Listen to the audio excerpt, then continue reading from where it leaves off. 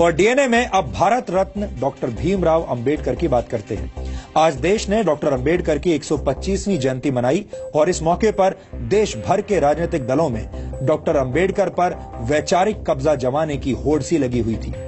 आजादी के बाद कितनी सरकारें आई और चली गई, लेकिन सत्ता के अंधे प्रेम में राजनीतिक पार्टियों ने बाबा साहेब अंबेडकर को सिर्फ वोट हासिल करने का एक फॉर्मूला बनाकर छोड़ दिया, जबकि डॉक्टर अंबेडकर के विचार और सोच कुछ और ही थी।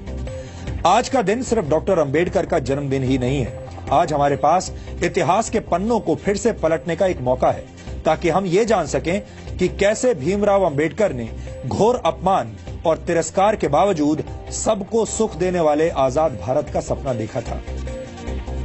डॉक्टर भीमराव अंबेडकर के विचारों को डिकोड करने वाली इस खास सीरीज में आज हम आपको डॉक्टर अंबेडकर के बारे में कुछ ऐसे तथ्य बताने वाले हैं जो शायद आपको पता भी नहीं होंगे।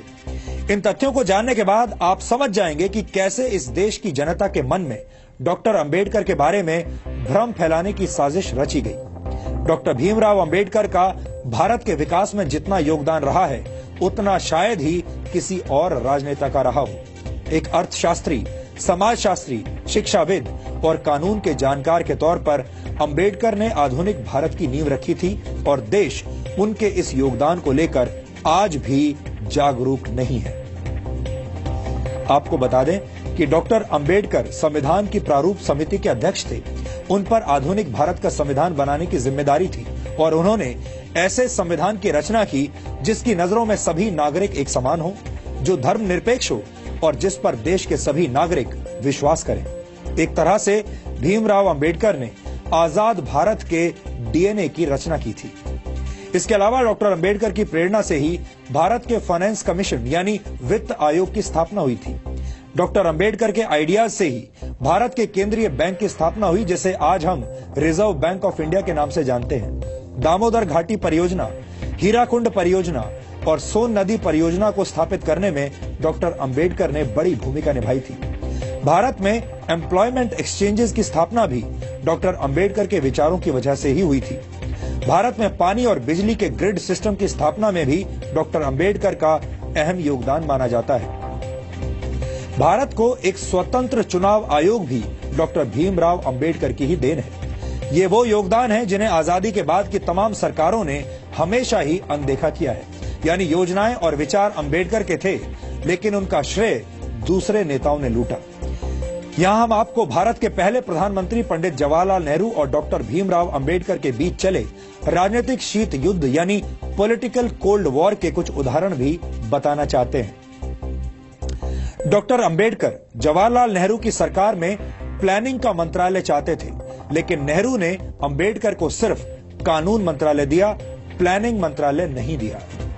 डॉक्टर अंबेडकर विदेश और रक्षा मामलों की समितियों में सदस्यता चाहते थे, लेकिन नेहरू सरकार ने डॉक्टर अंबेडकर को ऐसी किसी भी समिति का सदस्य नहीं बनाया। डॉक्टर अंबेडकर नेहरू सरकार की विदेश नीति से असहमत थे। डॉक्टर अंबेडकर हिंदुओं में सामाजिक अधिकार और महिलाओं को संपत्ति का अधिकार देने की बात करने वाले हिंदू कोड को समाज सुधार के लिए जरूरी मानते थे, लेकिन नेहरू सरकार ने अंबेडकर के मंत्री रहते हुए हिंदू कोड को स्वीकार नहीं किया। यहाँ तक कि डॉक्टर अंबेडकर को भारत रत्न सम्मान देने के लिए भी कोई पहल नहीं की गई। उनकी मौत के 34 वर्षों के बाद 1990 में वीपी सिंह सरकार ने उन्हें भारत रत्न से सम्मानित किया, जबकि कांग्रेस ने डॉक्टर अंबेडकर को भारत रत्न से सम्मानित करने के लिए कोई कदम नहीं उठाया। अब आप समझ गए होंगे कि बाबा साहेब डॉक्टर भीमराव अंबेडकर से जुड़ी तमाम सच्चाइयों को हमसे और आपसे कैसे दूर रखा गया है।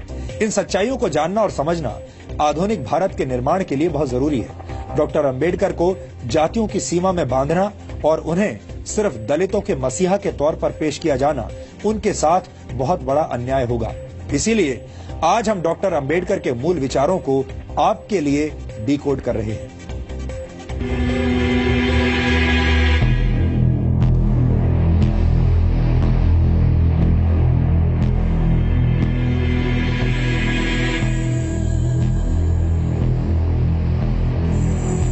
ये गुलामी से संघर्ष करते भारत की तस्वीर है।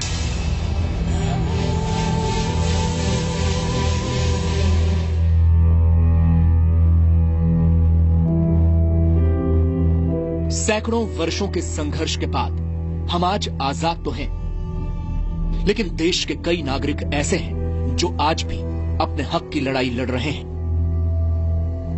देश में समान अधिकार, ये सपना पहली बार बाबा साहब डॉक्टर भीमराव अंबेडकर ने देखा था, जो आज तक पूरा नहीं हो पाया। अपनी पढ़ाई के दौरान बाबा साहब भीमराव अंबेडकर को इस बात का एहसास हो गया था कि भारत दो तरह की गुलामी में जकड़ा हुआ है। पहली, अंग्रेजों के दमन और अत्याचार की गुलामी, तो दूसरी तरफ जाति और वर्ण व्यवस्था से अपमान और तिरस्कार सहने की गुलामी। और अंबेडकर ने तो अपने स्कूल जीवन में ही ऐसा तिरस्कार सहा था। स्कूल में बाकी दलित बच्चों की तरह अंबेडकर के साथ ये भेदभाव और तिरस्कार सिर्फ स्कूल जीवन तक ही सीमित नहीं रहा। उनका जीवन ऐसी तिरस्कार की घटनाओं से भरा हुआ है। उस दौर में अंग्रेजों से लड़ने के लिए पूरा देश खड़ा था, तो दलित और शोषित लोगों के अधिकारों के लिए अकेले डॉक्टर भीमराव अंबेडकर समाज के उच्च वर्ग और कांग्रेस से संघर्ष कर रहे थे। डॉक्टर अंबेडकर का मानना था कि देश की तरक्की के लिए देश के हर वर्ग को समानता का अधिकार मिलना जरूरी है। बचपन में हुए भेदभावों की वजह से अंबेडकर हिंदू धर्म को छोड़ना चाहते थे। उनका मानना था कि हिंदू धर्म को छोड़ना धर्म परिवर्तन नहीं, बल्कि गुलामी की जंजीरें तोड़ने जैसा है। डॉक्टर अंबेडकर की इस घोषणा के बाद हैदराबाद के निजाम समेत कई मुस्लिम संगठनों ने अंबेडकर को धर्म परिवर्तन के ऑफर दिए, लेकिन बाबा साहब ने हर ऑफर को ठुकरा दिया, क्योंकि वो अपने समाज के लोगों को इज्जत से जीने वाला धर्म देना चाहते थे। इसीलिए वो हिंदू धर्म को छोड़कर बौद्ध धर्म की शरण में चले गए।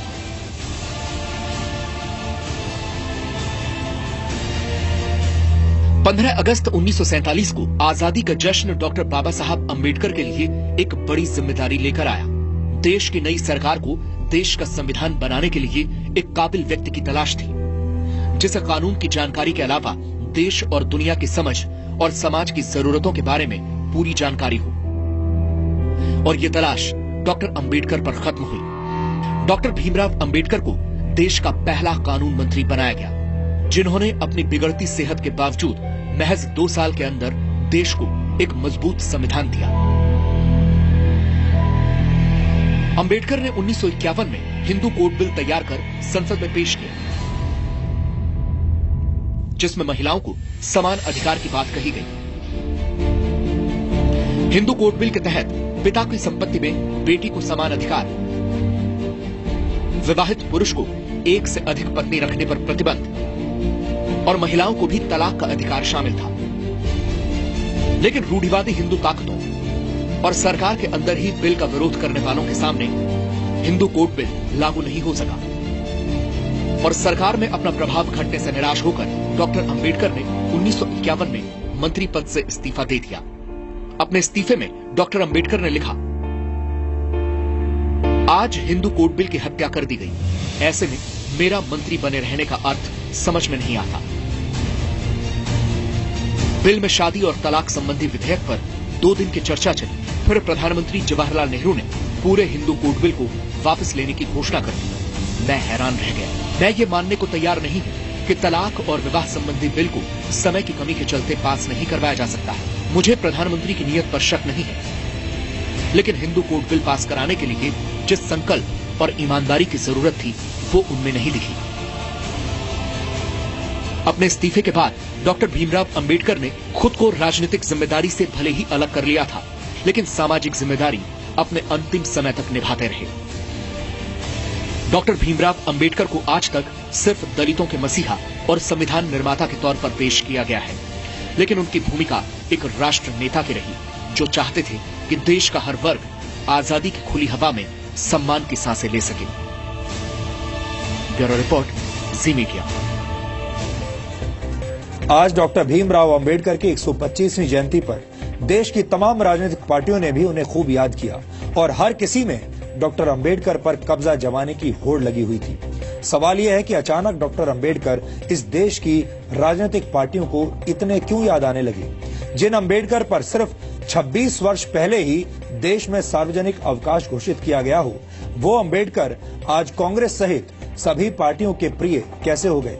दरअसल ये नए दौर की सियासत है और इस सियासत में डॉक्टर अंबेडकर को मानने वाले लोग तमाम राजनीतिक पार्टियों को वोट बैंक जैसे नजर आने लगे हैं और सब अंबेडकर का नाम लेकर एक दूसरे पर निशाना लगा रहे हैं।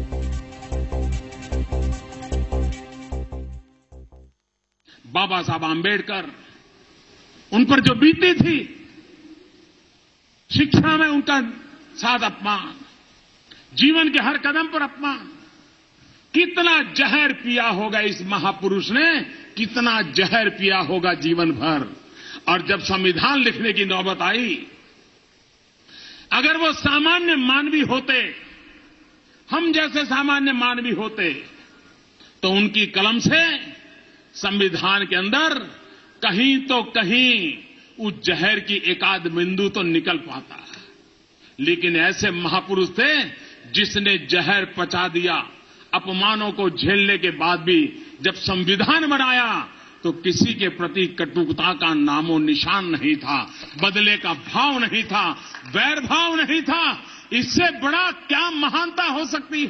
बाबा साहब डॉक्टर भीमराव अंबेडकर के देहांत के बाद और खास तौर से बीएसपी के गठन होने के बाद से अब पूरे देश में कांग्रेस पार्टी व बीजेपी एंड कंपनी के लोग तो इनकी जयंती मनाने को लेकर जो हर वर्ष किस्म किस्म की नाटकबाजी करते हैं, तो ये सब केवल बाबा साहब डॉक्टर अंबेडकर के अपने दलित समाज का व उनके अनुयायियों का, अन्य और अनुयायियों का वोट लेने के लिए ही अपने अपने राजनीतिक स्वार्थ में ये लोग कर रहे हैं। कि अब वोट मिलने की संभावना नहीं है तो इसी तरह से समाज को बांटो, लोगों को गुमराह करो।